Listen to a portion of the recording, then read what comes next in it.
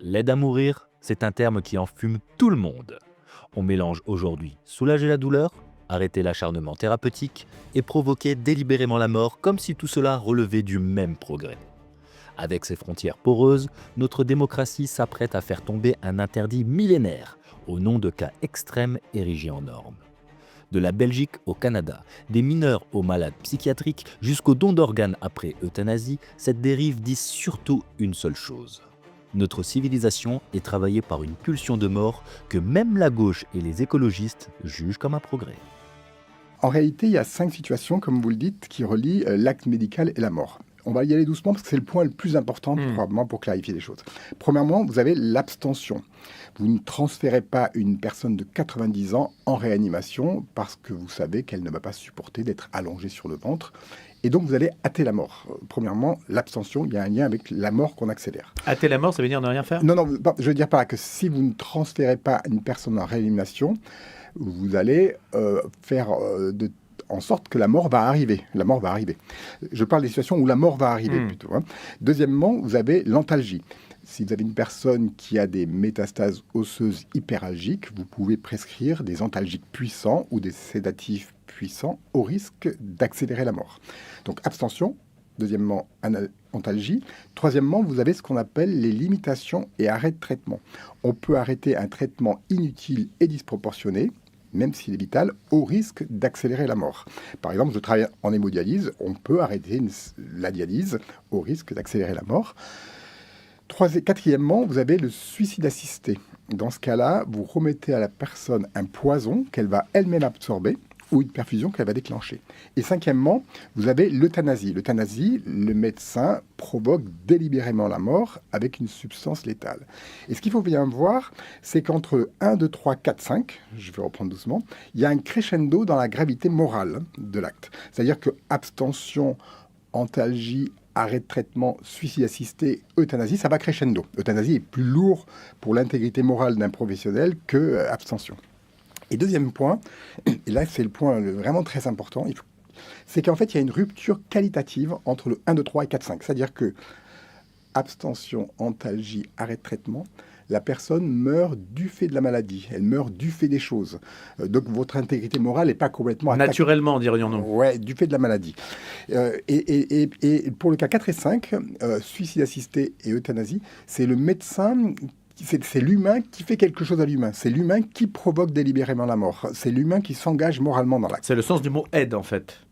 Oui, mais dans la loi. Mais quand le point numéro 2, oui, c'est là où il y a le pataquès dans les mots. Parce que le 2, l'antalgie, vous aidez la personne dans le sens où vous la soulagez. Donc, c'est aussi de l'aide. L'aide. La véritable aide, elle est plus dans l'antalgie que dans, voilà. Et alors, là, dans le suicide. C'est ça. Donc là, c'est là je dis qu'il faut aller doucement. En fait, entre le 1, 2, 3 et 4, 5, ce que ne voient pas les gens, c'est que c'est là que se situe l'interdit de donner la mort. C'est-à-dire, c'est exactement là. Et il est compliqué à voir aujourd'hui à cause de la technique médicale.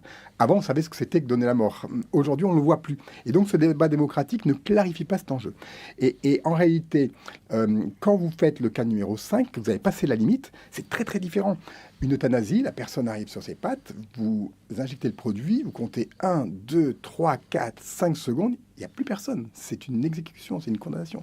Si j'arrête la dialyse, si on arrête la dialyse, et bien en fait, ça va prendre quelques heures, quelques jours, il y aura des verbalisations, des temporalités, il y aura quelque chose d'humain, c'est absolument pas pareil, c'est très très différent.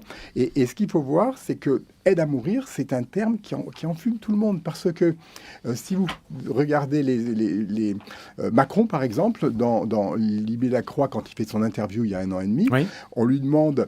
vous êtes d'accord, est-ce que l'aide à mourir est une euthanasie ou un suicide assisté ? Il répond pas du tout, ça n'a rien à voir. Ça remonte au Conseil d'État et le Conseil d'État dit non, qui est quand même la norme supérieure, dit non, il se plante. Et si vous faites un micro-trottoir, là en sortant, les gens sont pour l'aide à mourir. Et vous leur demandez pourquoi. Il vous dit parce que en fait c'est insupportable de souffrir quand on est en fin de vie.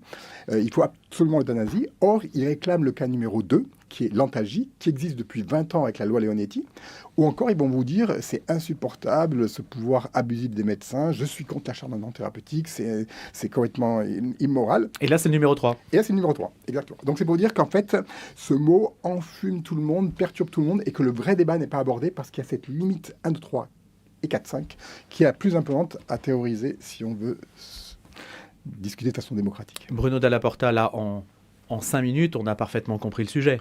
Avec ces 5 illustrations, ces 5 cas face auxquels vous vous trouvez, comment se fait-il que ce discours-là n'ait pas atteint les oreilles des députés ? Cette distinction sémantique-là. Parce que là, on comprend tout de suite la différence. Et de se dire, on ne peut pas voter sur un terme qui introduit autant de confusion dans les esprits. Oui. Alors, le problème, c'est que déjà, ça parle beaucoup, et pas forcément du point central, qui est qu'on fait tomber cet interdit fondamental ? Et la deuxième question, la question est philosophique, c'est est-ce qu'on légifère dans une démocratie ? C'est une question difficile. Est-ce qu'on légifère dans une démocratie l'exception quand il s'agit d'une grande loi symbolique universelle ? Parce que quand on légifère l'exception, eh bien, en fait, on s'aperçoit, comme on vous le disiez en Belgique, au Canada, qu'en fait, on fait multiplier les exceptions. C'est-à-dire qu'on va mettre des protocoles qui vont faire qu'on va donner le droit aux personnes mineures, aux personnes atteintes de troubles psychiatriques, aux personnes atteintes de troubles cognitifs. Après, on va autoriser l'euthanasie, puis la transplantation d'organes, où on récupère les organes chez la personne qui est euthanasiée, etc. Donc, on s'aperçoit que c'est une grande loi symbolique. Et la question, c'est est-ce qu'on la touche ou est-ce qu'on la touche pas ? Et ce n'est pas du tout un propos passéiste ou traditionnaliste ou religieux. C'est un propos qui concerne les vulnérabilités à long terme. C'est-à-dire, est-ce qu'on maintient cette loi pour protéger les vulnérabilités à 5 ans, 10 ans, ou est-ce qu'on la fait tomber en sachant qu'on va faire courir un risque sur les précarités, sur les personnes qui seront dans les déserts médicaux, etc. Et là, il y a une grosse confusion que je ne comprends pas. C'est que moi, je suis plutôt... on ne sait plus ce que veut dire la gauche et la droite, mais moi, j'étais plutôt écolo, de gauche, LGBT, tout ce que vous voulez, ça ne me pose pas de problème. Et en réalité, je ne comprends pas pourquoi les écolos et le PS et les LFI votent tous cette loi, alors que c'est une loi qui va à l'encontre de la justice sociale. C'est évident. Là, je ne comprends pas la désorientation, parce qu'ils votent massivement là-dessus. Ils pensent que c'est un progrès. Ils pensent que c'est l'IVG2, par exemple. Ils pensent que c'est un progrès, alors que c'est plutôt le marqueur crépusculaire de notre civilisation, traversée par une pulsion de mort et de destructivité. C'est le dernier marqueur de notre civilisation, de la pulsion de mort. Et ils pensent que c'est un progrès, alors qu'ils sont dans une désorientation totale, d'après moi. Je pense que je les aime beaucoup sur tous les niveaux, mais là-dessus, ils se plantent totalement. Pourquoi tuer les gens, tuer la terre ? C'est un peu compliqué là en 10 minutes. C'est-à-dire que les présupposés philosophiques de l'euthanasie sont l'indépendance de la personne, sa liberté en liaison, sa maîtrise du moment exact, etc. Les présupposés... Chez les cathos, on dit « vous serez comme des dieux », vous savez, avec la Genèse. Voilà, mais c'est ça, c'est plutôt le mythe moderniste qui nous vient de Descartes, de Kant, etc., qui dit que l'individu s'autogouverne, quoi. Et en fait, ces présupposés philosophiques, c'est un peu compliqué votre question, aboutissent à une maîtrise, à un nihilisme et à une destructivité. Et en réalité, le présupposé de l'euthanasie est le même que celui qui participe à la destruction des écosystèmes, à la destruction du monde, dans le sens où on croit être indépendant alors qu'on est interdépendant. On croit être... Vous voyez ce que je veux dire ? C'est un peu compliqué à expliquer. Non, mais allez-y, parce que vous êtes face à un public ou avec un public qui ne recule pas devant un propos soutenu. Donc Bruno Dalla Porta, vous pouvez y aller, faire ce lien, parce que je ne pense pas que ce lien ait tellement été fait. Non. C'est ça qui est intéressant. C'est-à-dire que en fin de vie, il y a 2 maîtrises possibles. Soit la maîtrise où on repousse la mort avec de l'acharnement thérapeutique, on a la main avec la technique, soit la maîtrise où on détermine le moment exact de la mort avec l'euthanasie. Ce sont des moments de maîtrise, quoi. Or, depuis Descartes, on est comme maître et possesseur de la nature, on maîtrise le monde, on le domine, on gère le risque, et on le dévitalise et on le fait mourir. Donc en fait, la vie est en train de mourir par un paradigme où la destructivité est liée à l'emprise, à la maîtrise, à la rationalité. C'est l'appropriation, en fait. Voilà. On approprie, toutes les choses deviennent un objet, en fait, dans la sphère de la volonté humaine. C'est ça. C'est-à-dire, on dirait en philosophie, c'est une objectivation du monde avec dévitalisation, quoi. Et en fait, la gauche et les écolos se plantent parce qu'ils pensent que c'est un progrès, alors que ça participe de cette pulsion de mort qui fait qu'aujourd'hui, comme vous le voyez très bien, on est dans un monde en grande désorientation avec une destructivité généralisée, quoi.